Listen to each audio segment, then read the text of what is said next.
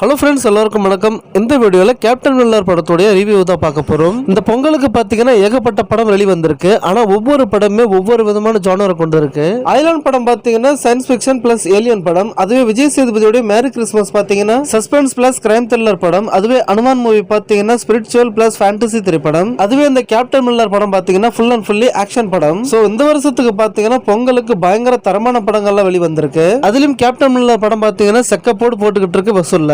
So அந்த விதத்துல இந்த கேப்டன் மில்லர் படம் எப்படி இருக்கு, தியேட்டருக்கு போய் பார்க்குற அளவுக்கு இந்த படம் ஒர்த்தா, அப்புறம் இந்த படத்துல என்னென்ன நிறைகுறைகள் இருக்கு அப்படிங்கறத ஒவ்வொன்றா பார்க்கலாம்.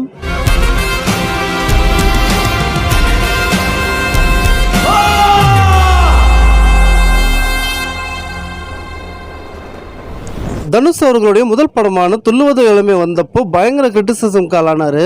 இதெல்லாம் ஒரு மூஞ்சியா, இவெல்லாம் ஹீரோவன் நடிக்க வந்துட்டான் அப்படின்னு சொல்ற அளவுக்கு கடு விமர்சனங்களுக்கு ஆளானாரு. ஆரம்ப காலகட்டத்தில் எல்லா நடிகர்களுமே கடு விமர்சனங்களை சந்திப்பாங்க. ஆனா அந்த நடிகர்கள்ல ஒரு சிலர் மட்டும்தான் ஜெயிச்சு முன்னுக்கு வருவாங்க. அப்படிப்பட்ட அந்த விமர்சனங்களை உடைச்சி தவிடுபடியாக்கி ஜெயிச்சு முன்ன வந்தவர் தான் தனுஷ். இவர் என்னதான் தன்னுடைய அண்ணனான செல்வராகன் மூலியமா இந்த தமிழ் சினிமாவுக்கு வந்திருந்தாலுமே ஒரு நல்ல நடிகன் அப்படிங்கிற பேர் வாங்குறதுக்கு இவருக்கு பல வருஷங்கள் ஆயிடுச்சு. இவருடைய உருவத்தை பார்த்து கேலி கிண்டல் செய்த பிரஸ் மீடியாக்கள் இன்னைக்கு இவருடைய நடிப்பை பார்த்து புகழ்ந்து பாராட்டி எழுதுறாங்க.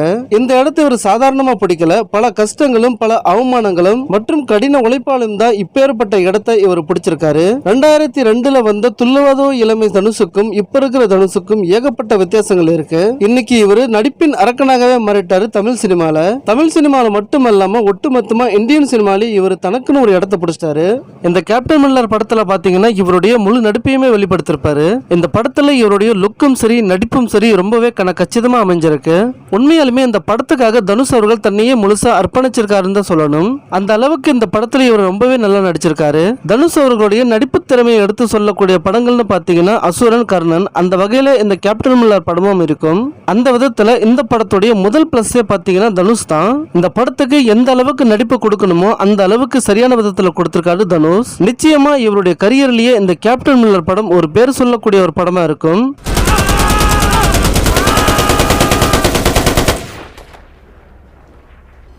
கேப்டன் மில்லர் இந்த படத்துடைய இரண்டாவது மிகப்பெரிய பிளஸ்னு பாத்தீங்கன்னா இந்த படத்துடைய மியூசிக் தான். தனுஷ் அவர்களுடைய முக்காவாசி பிளாக் பஸ்டர் படங்கள்ல ஜிவி அவர்களுடைய மியூசிக் தான் இருக்கும். அந்த வரிசையில இந்த கேப்டன் மில்லர் படமுமே இருக்கும். இந்த படத்துடைய பேக்ரவுண்ட் ஸ்கோர் எல்லாம் கச்சிதமா கொடுத்திருக்காரு ஜிவி. எந்தெந்த இடத்துல எப்படி எப்படி மியூசிக் கொடுக்கணுமோ அந்த அளவுக்கு ரொம்பவே பெர்ஃபெக்ட்டா கொடுத்திருக்காரு. உண்மை சொல்லணும்னா இந்த படத்துடைய பாதி தூணி ஜிவி பிரகாஷ் அவர்களுடைய மியூசிக் தான். ஆக்ஷன் சீக்வன்சஸ்ல வர மியூசிக்கும் சரி, இல்ல சென்டிமெண்டான இடத்துல வர மியூசிக்கும் சரி ரொம்பவே சூப்பரா இருக்கு. சொல்ல போனோம்னா இவருடைய மியூசிக் முழு படத்துல நல்லாவே செட் ஆயிருக்கு. அதுலயும் முக்கியமா இந்த படத்துடைய தீம் மியூசிக்லாம் ரொம்பவே மிரட்டி எடுத்திருக்காரு ஜிவி பிரகாஷ் அவர்கள்.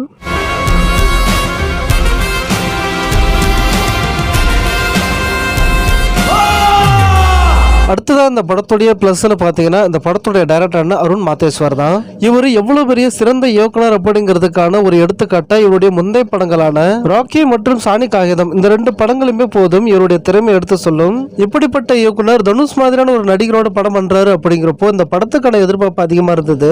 எவ்வளவு தூரத்துக்கு எதிர்பார்த்தமோ அந்த அளவுக்கு இந்த படத்தை நல்லாவே தரமா கொடுத்திருக்காரு. இது வரைக்கும் இவர் 2 படங்களை தான் எடுத்திருக்காரு. ஆனா 3வது படமா இவ்வளவு பெரிய படமா இவருக்கு அமைஞ்சிருக்கு. இந்த கேப்டன் மில்லர் படம் பாத்தீங்கன்னா இது வரைக்கும் தனுஷ் நடிச்ச படங்கள்லயே இந்த படத்துடைய பட்ஜெட் தான் ரொம்பவே அதிகம். சோ அதுக்கேற்ற மாதிரி இந்த படத்தை ரொம்பவே தரமா கொடுத்திருக்காரு டைரக்டர் அருண் மாதேஸ்வரன். இந்த படத்துக்கு பாத்தீங்கன்னா இவருடைய உழைப்பு ரொம்பவே அதிகமா இருந்தது. அது படம் பாக்குறப்போ நல்லாவே தெரிஞ்சது. தனுஷ் மாதிரியான ஒரு நடிகர் கிட்ட எந்த அளவுக்கு நடிப்பு வாங்கணுமோ அந்த அளவுக்கு வாங்கியிருக்காரு. அது மட்டும் இல்லாம இந்த படத்துல கன்னட சினிமாவின் மிகப்பெரிய நடிகரான சிவராஜ்குமார் அவர்களும் நடிச்சிருக்காரு.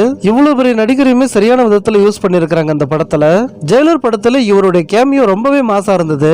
வெறும் கேமியோவாக இருந்தாலும் சரி, ஜெயிலர் படத்துல இவருடைய என்ட்ரி படு பயங்கரமா இருந்ததால தமிழ்நாட்டுல இவருக்குன்னு மிகப்பெரிய அளவுல மாசான ஆடியன்ஸ் உருவானாங்க. அதே மாதிரி இந்த கேப்டன் மில்லர் படத்திலுமே இவருடைய என்ட்ரி ரொம்பவே மாசா இருந்தது. சிவராஜ்குமார் அவர்களை எந்த அளவுக்கு யூஸ் பண்ணணுமோ அந்த அளவுக்கு கச்சிதமா அந்த படத்துல யூஸ் பண்ணிருக்காங்க. இந்த படத்திலயும் இவருக்கு ஒரு சில சீன்கள் தான் இருக்குது. ஆனாலும் அந்த சீனை பயங்கரமா நடிச்சு கொடுத்திருக்காரு. அந்த விதத்துல இந்த படத்துடைய இன்னொரு மிகப்பெரிய பிளஸ்ன்னு பாத்தீங்கன்னா சிவராஜ்குமார் அவர்கள் தான்.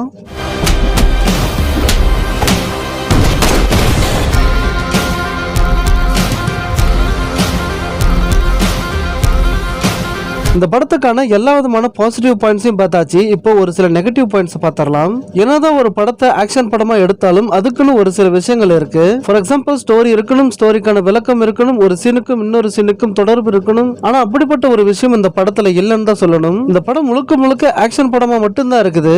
ஏகப்பட்ட மிஷின் கன்னு, வெட்டு, குத்து, கொலைன்னு சொல்லிட்டு ஏகப்பட்ட வயலன்ஸா தான் இருக்குது. ஒரு படத்துல ஒரு இடத்துல சண்டை நடக்கலாம், ஆனா படம் ஃபுல்லாவே சண்டையா இருக்குது. இவ்வளவு ஆக்ஷன் சீக்வன்சஸ் இந்த படத்துக்கு திகட்ட அமைஞ்சிருக்கு. இந்த ஒரு விஷயம் இந்த படத்துக்கான மிகப்பெரிய டிராபேக்கா இருக்குது. ஒரு படம் ஆரம்பிக்குதுன்னா அந்த படம் கடைசியில முடிகிற வரைக்கும் ஒரே நேர்கோடுல இருக்கணும். ஆனா இந்த படம் அப்படி எல்லாமே எங்கெங்கயோ சுத்தி எங்கெங்கயோ போய்கிட்டு இருக்குது. இந்த படத்துடைய கதை இதுதான் அப்படிங்கிற ஒரு மைண்ட் செட்டை நம்மளால வச்சுக்க முடியல. படத்தோட கதை நல்லா இருந்தாலும் படத்துக்கான திரைக்கதை ரொம்பவே மோசமா இருந்தது. அதே மாதிரி நடிகர்களுடைய நடிப்பு நல்லா இருந்தாலும் அந்த நடிப்பு சரியான ஒரு தாக்கத்தை உருவாக்கல. என்னதான் படத்தை பிரம்மாண்டமா எடுத்து பெரிய பெரிய மஷின் கன்கள் வச்சிருந்தாலும் படத்துடைய மிகப்பெரிய பில்லரா இருக்கும் திரைக்கதையில கோட்டை விட்டுட்டாங்க. சோ இந்த ஒரு விஷயம் இந்த படத்துக்கான மிகப்பெரிய மைனஸா இருக்கு.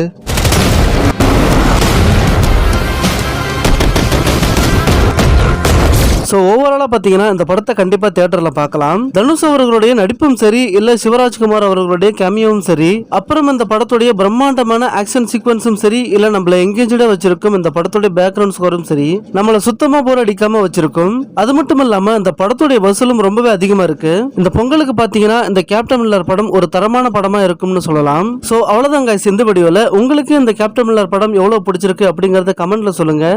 இந்த வீடியோ பிடிச்சிருந்தா லைக் பண்ணி ஷேர் பண்ணுங்க, முக்கியமாக சப்ஸ்கிரைப் பண்ணிருங்க. உங்களை வேற ஒரு வீடியோல சந்திக்கிறேன். until then take care, bye bye.